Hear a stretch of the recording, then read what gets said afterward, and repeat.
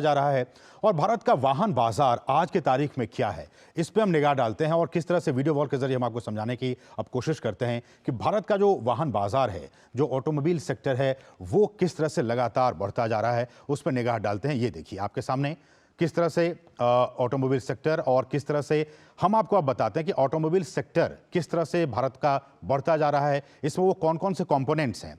भारत का वाहन बाजार और ऑटोमोबाइल सेक्टर में मुख्यतया 4 भाग होते हैं: 2 पहिया वाहनों का, 3 पहिया वाहनों का, यात्री वाहनों का और जो कमर्शियल व्हीकल्स हैं यानी कि वाणिज्यिक वाहन। ये 4 कंपोनेंट्स रहते हैं वाहनों के वाहन बाजार में। भारत देखिए विश्व का तीसरा सबसे बड़ा यात्री वाहन बाजार है, तीसरा सबसे बड़ा ग्लोबली।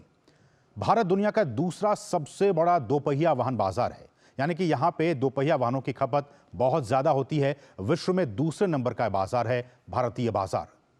भारत दुनिया में सबसे बड़ा तिपहिया वाहन निर्माता है, यानी कि जो ट्राईसाइकिल्स हैं उसके निर्माण में सबसे बड़ा ये प्लेयर है भारत ग्लोबली।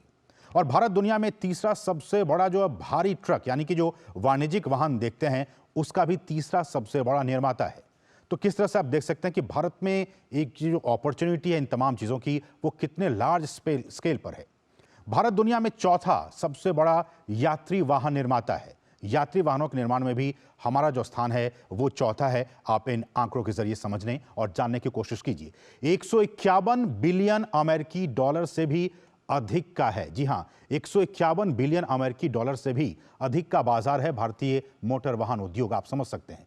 और 2030 तक यानी कि आने वाले 6 वर्षों में ग्रीन हाइड्रोजन का जो वार्षिक उत्पादन है, कहा जा रहा है कि 5 मिलियन मीट्रिक टन का लक्ष्य दिया गया है। और हम जानते हैं कि ऑल्टरनेट सोर्स की तरफ हम लगातार बढ़ने की कोशिश कर रहे हैं और उस दिशा में ग्रीन हाइड्रोजन एक बहुत ही महत्वपूर्ण रोल प्ले कर सकता है। कुशल लॉजिस्टिक्स के लिए जो 35 अत्याधुनिक मल्टी मॉडल लॉजिस्टिक्स पार्क है उसको बनाने की योजना भारत सरकार ने रखी है।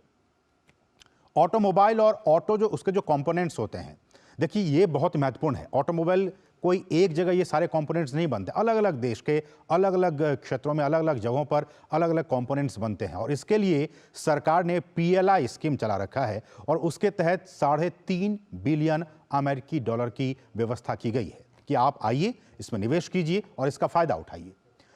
जो उन्नत रसायन सेल बैटरी भंडारण है उसके लिए भी 2.3 बिलियन अमेरिकी डॉलर का PLI स्कीम है। साथ ही साथ 100% यानी कि जो FDI है वो ऑटोमेटिक रूट से उसकी अनुमति मिली हुई है कि आप आइए और ऑटोमेटिक रूट से आप निवेश करना चाहते हैं तो आपका स्वागत है। 100% आपको इसमें सुविधा दी गई है। भारतीय ऑटोमोटिव उद्योग का 2026 यानी कि अगले 2 वर्षों में 300 बिलियन अमेरिकी डॉलर तक पहुंचने की उम्मीद जताई जा रही है। 300 बिलियन अमेरिकी डॉलर का मार्केट होगा अगले 2 वर्षों में।